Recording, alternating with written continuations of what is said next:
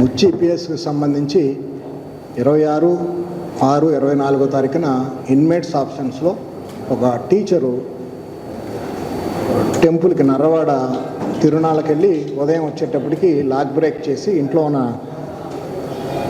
సుమారు 40 కాసులు బంగారం, ఒక 5 లక్షల క్యాష్ దొంగతనం జరిగింది.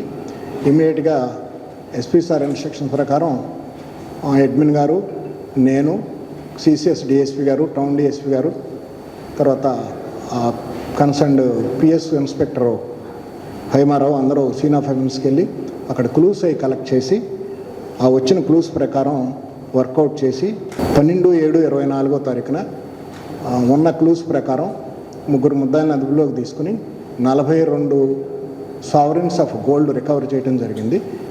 ఈ ముద్దాయిల్ని ఇంకా ఇంట్రాగేట్ చేస్తే వీళ్ళు ఆల్రెడీ 20-25 అఫెన్స్లో ప్రీవియస్గా చేసి ఉన్నారు.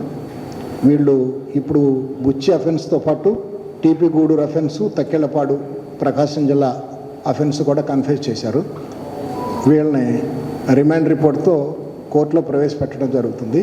ఈ బాధితులు ఎవరైతే ఉన్నారో వారికి గోల్డ్ కోర్టు ద్వారా అందజేయడం జరుగుతుంది. మిగిలిన పోలీస్ స్టేషన్లు కూడా వీళ్ళ అరెస్టు పర్టికులర్స్ ఇన్ఫామ్ చేశాము. ఏమన్నా అదర్ అఫెన్సెస్లో ఏమన్నా ఉన్నారేమోనని వాళ్ళు వచ్చి ఇంట్రాగేట్ చేసుకుంటారు.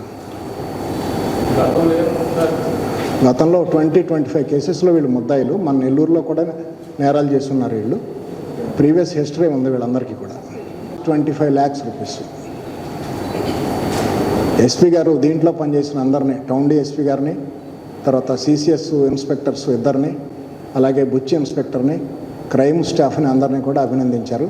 అలాగే దీన్ని సూపర్వైజ్ చేసినటువంటి అడ్మిన్ మేడం గారిని కూడా అభినందించారు.